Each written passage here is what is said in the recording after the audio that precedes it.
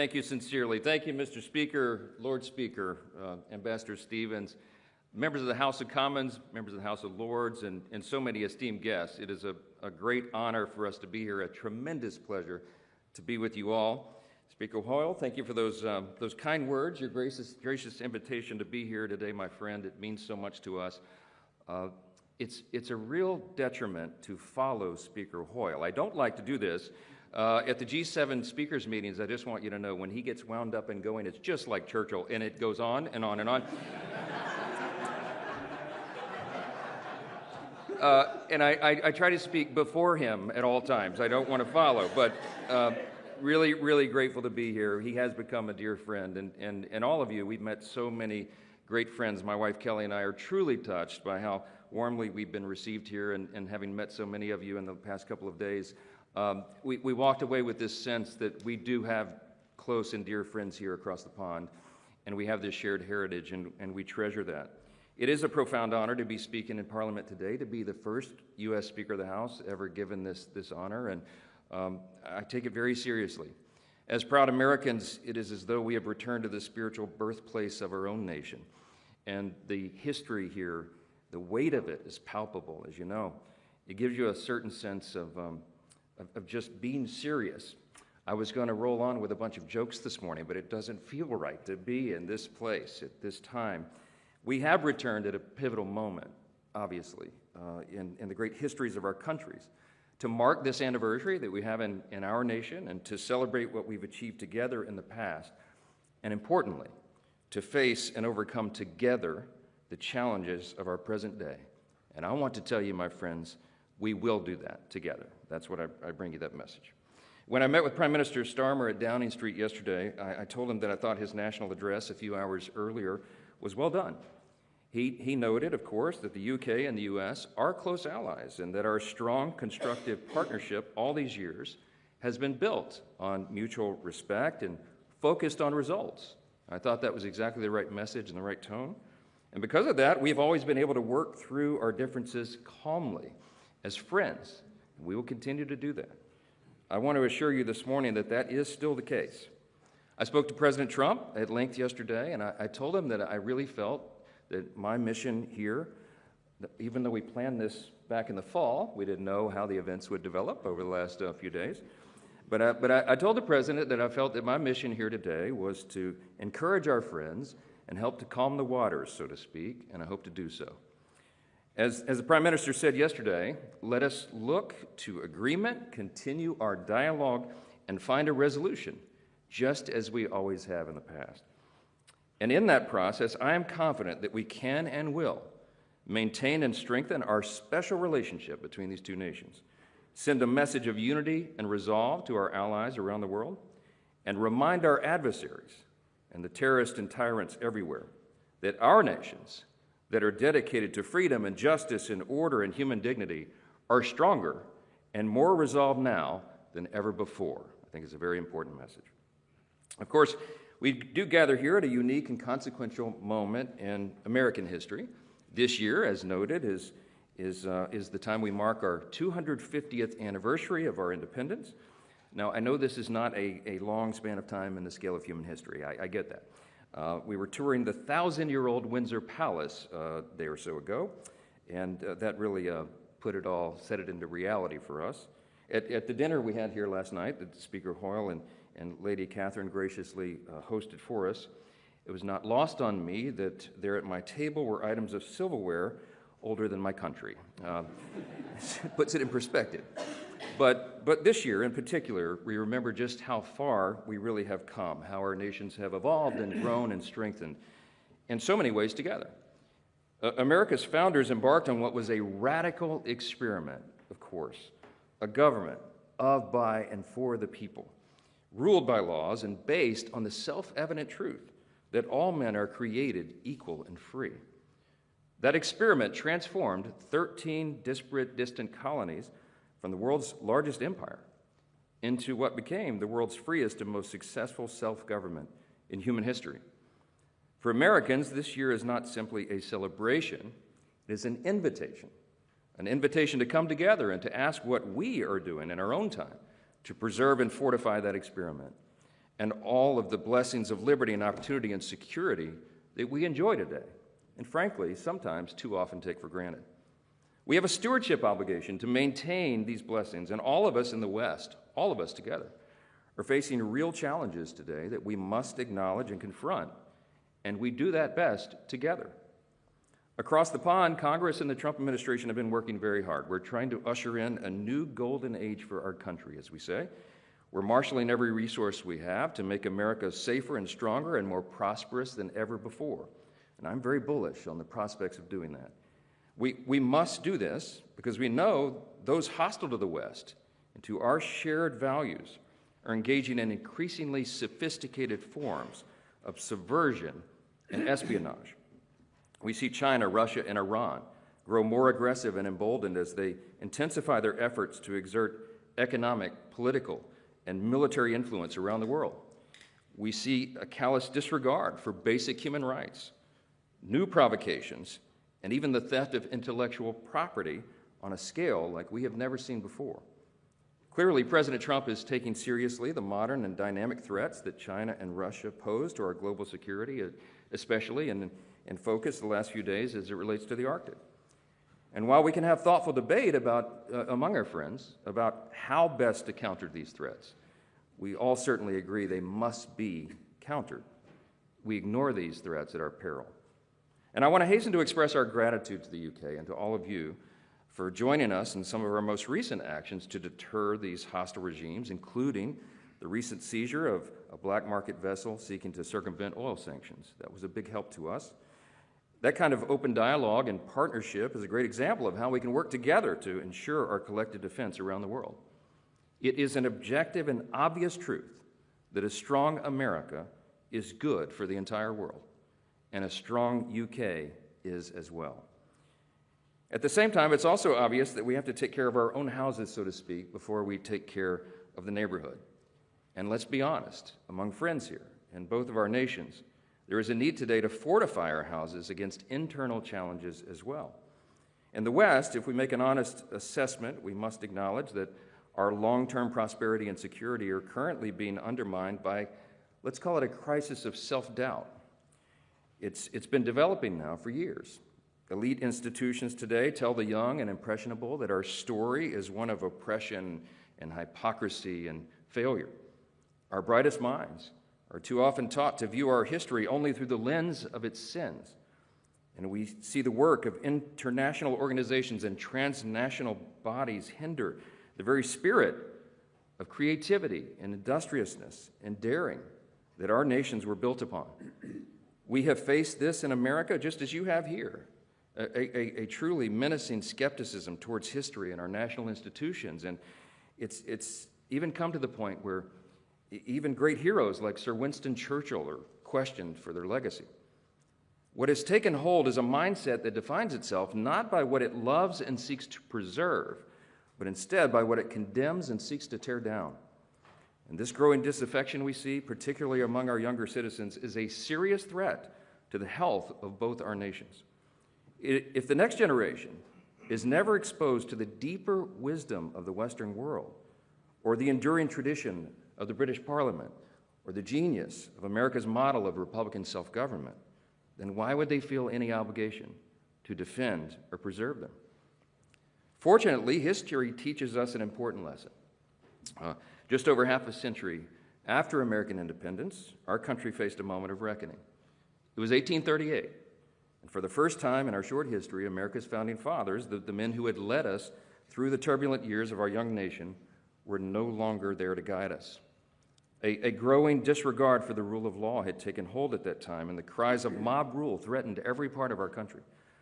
A young legislator at that time, concerned by what he saw as America's deteriorating regard for its past, charged his countrymen with an important choice.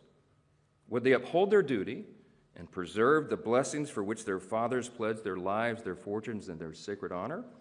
Or would they continue on the path of decline and self-destruction? The answer was simple, he said. This experiment in liberty could not survive unless the principles enshrined in the Declaration and institutionalized in our Constitution became their shared civic faith. That rising statement, he was just 28 years old at the time, would one day become president, and he would be called to confront the greatest stress test of the American experiment yet. His likeness stands just a few feet away from here, where we're gathered today, watching over Parliament Square. Abraham Lincoln, of course, wisely understood that the philosophy of the schoolroom in one generation is the philosophy of government in the next. He knew that our national renewal would not come from repudiating our past, but rather from renewing and recommitting to our best principles, to appealing to the better angels of our nature. The struggle of Lincoln's time shows us that though America may be 250 years old, the question of how best to steward this grand experiment has always been with us. And age-old questions require age-old wisdom. In the West today, we see faith in our foundations and our shared inheritance weakening. And what we have to do is channel the wisdom of our predecessors to chart our own renewal. So what does renewal require? Just a few things. Well, first, it requires remembrance. This is a biblical admonition, in fact. We're to remember our blessings and from where we came. And the great British philosopher G.K. Chesterton warned, every high civilization decays by forgetting obvious things. Things like the dignity of the individual, the stabilizing role of the family, the human yearning for meaning and purpose, and the indispensable relationship between freedom and virtue. In short, we have to remember our foundations, and we have to describe what they are, because the generation behind us seems not to understand this. As Chesterton observed, America was founded on a creed that was set forth, he said, with dogmatic and theological lucidity in the second paragraph of the Declaration of Independence. We hold these truths to be self-evident, that all men are created equal, endowed by their Creator with certain inalienable rights, that among these are the rights to life, liberty, and the pursuit of happiness. That profound acknowledgement of obvious and undeniable truth shook the foundations of Western democracy and with it the course of human history. Our founders recognized that all of us are made in the image of God, and because of that, every single person has inestimable dignity and value. And our value is not related in any way to the color of our skin or what town or village we hail from, what our talents are, etc. Our value is inherent because it is given to us by our Creator. We built an entire nation upon that premise. And just as our citizens are endowed with God-given and unalienable rights, all nations and all people should adhere to the obvious laws of nature and of nature's God, as our documents say.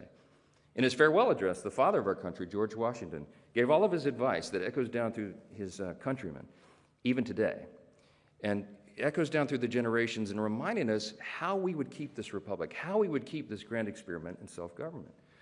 And he said famously, of all the dispositions and habits which lead to political prosperity, religion and morality are indispensable supports. And John Adams was our second president, and he said famously, our Constitution is made only for a moral and religious people. It is wholly inadequate to the government of any other. The late Prime Minister Margaret Thatcher put it even more simply. Freedom, she said, will destroy itself if it has no purpose. Lady Thatcher, just like our founders, understood that free societies that lacked a shared moral and civic foundation inevitably turn elsewhere to compensate. And that reminds us of another important lesson from history. A healthy renewal requires the participation and stewardship of each successive generation. Here, too, the example of the American Revolution proves so instructive. Our founders didn't seek to build a new nation on pure abstraction or mere ideology, nor did they abandon the brilliance of the British tradition, even if they opposed the empire itself. Instead, they drew on the joint inheritance of the English-speaking world, an inheritance rooted in the wisdom of classical thinkers, asserted in the Magna Carta, embraced in common law in the writings of John Locke, and articulated in the Bill of Rights of 1689. These principles found, in the words of Sir Winston Churchill, their most famous expression in the American Declaration of Independence. For Americans, our independence is not a rebuke of our British roots, but rather a renewal of what is best, the best of what Britain had to offer the world. If renewal requires remembrance and stewardship, it also requires responsible citizens. Strong institutions are essential, of course, but when people are taught that their lives are determined by systems and structures, responsibility quickly disappears, and with it, their purpose and their meaning. In both of our nations, we have too many people today on the sidelines, particularly younger generations. We should want our citizens involved, gainfully employed, and contributing to their communities, of course. Stable and thriving societies need families that raise children. They need churches and communities that form character, and patriotic men and women dedicated to leaving their country better than they found it. The simple truth is that freedom cannot survive if we outsource our responsibility as citizens. And this is a fact that remains true at a national level. We cannot fail in our responsibility to protect our people and their security. Amongst our allies, we see the UK and Europe stepping up as faithful partners here, and I want to declare that today. Whether it's NATO's nation's historic commitment to raise their investment in defense, which we applaud, or the AUKUS alliance deepening its cooperation in submarines and undersea defense, our partnership is proving that nations can prioritize their individual interests responsibly and at the same time make strides towards strengthening alliances and preserving the freedom and sovereignty of our nation states. And our current U.S. ambassador to the U.K., Warren Stevens, who sits here up here with me today, said it recently very well. He said, "America first does not mean and will never mean America alone." Finally, renewal takes courage. From the defeat of Napoleon to the heroic resistance to the Blitz, to the bravery of our soldiers in the liberation of Western Europe, the British people have given the world some of the greatest demonstrations of courage in human history. You are the heirs of Burke and Locke and Smith, the home of Shakespeare, the cradle of free speech. You are the birthplace of the Industrial Revolution and the nation that helped end the slave trade. And from these shores, you set sail to pioneer a new world built on British custom, British fortitude, and British law. Together, we, all of us, are the legacy of those ancient ancestors who came before us. Their courage is part of who we are, and we do well to remember that. Today, it takes our courage, clarity, and conviction to defend truth, just as our ancestors did. And it means being able to say that some things are true and good and enduring, and others are not. And to call evil and madness what it is.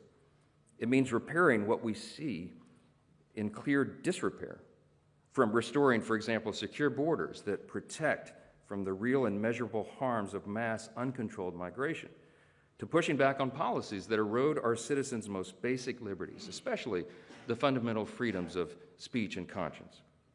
History teaches us we can never go down the road of censoring and silencing unpopular opinions because liberty is kept alive in the free marketplace of ideas. History further teaches us that the best solution to the problem of free speech is always more speech. And those being unjustly persecuted for exercising those freedoms, such as Jimmy Lai, the British national being held in Hong Kong, must be defended. And the U.S. stands with the U.K. as you work to free him. As we chart our renewal, America has no intention of walking alone. In fact, to do so would be self-defeating. More than ever before, we need the British people to be great and proud and patriotic, and you are. To work in close concert with us as partners and friends, and to defend the security of the Western world. That means secure borders. It means, obviously, serious investments in our shared defense and maintaining strategic strongholds around the world. And we will figure this out together. But again, the surest way that we protect the special relationship long-term is by renewing and recommitting to our foundational principles. As Churchill taught us, the strongest alliances are between kindred countries of kindred principles. What has always set us apart from the rest of the world, our commitment to liberty, our pursuit of excellence, our desire to put faith and family at the center of our lives, these are things that distinguish the free world from regimes that trample on the most basic principles of democracy and human dignity. While the West is not without its flaws, our greatest strength has always been our faith in human progress and our capacity for self-correction. Strong and lethal militaries matter, robust and thriving economies matter, but they mean little if we forget what we're fighting for. Churchill understood that the fate of the West would ultimately be decided not on the battlefield, but in the hearts and minds and souls of its people. And Ronald Reagan saw this a generation later. When he came to Parliament at the height of the Cold War, the first U.S. president ever to do so, his message was clear. He said the free world would prevail against the scourge of communism only if it recovered its confidence and resolve in itself. And today, I believe we stand at a similar moment. Together, our strength is real, and the fate of the free world rests on our will to defend and preserve it. Today, ultimately, our renewal depends on whether we, as leaders and citizens, equip the next generation, whether we arm them with the confidence to articulate the ideals of the West and the will to defend them, not to shrink into national reluctance, but to stand strong in national pride. Because our countries really do have an unparalleled heritage of achieving good and advancing mankind, both individually and in this trusted partnership. Thankfully, our special relationship has always proven much more powerful and enduring than the enemies we face. Together, we represent a common history and heritage, and the greatest, most free, most prosperous, most successful, and benevolent civilization the world has ever known. And it will endure only as long as we reject, decline, and recommit to our foundations.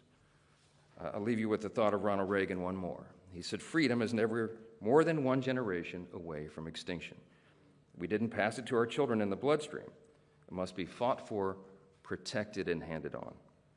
And just like all things, great civilizations don't defy the laws of gravity. They rise and fall with the individual actions of each individual generation.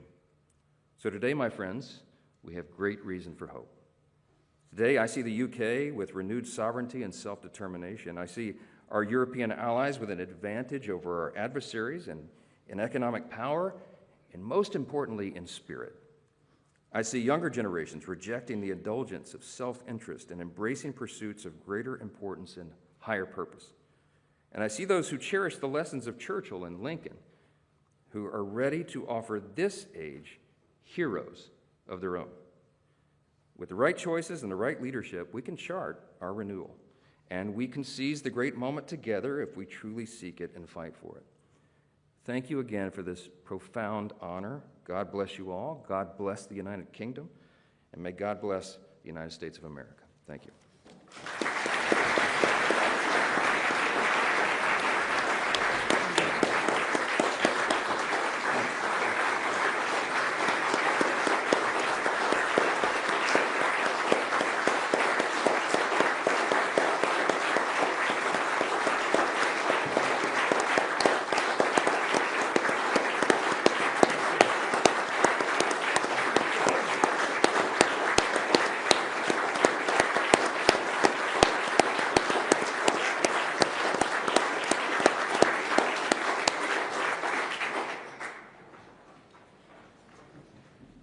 Mr. Speaker, thank you for your very sincere and profound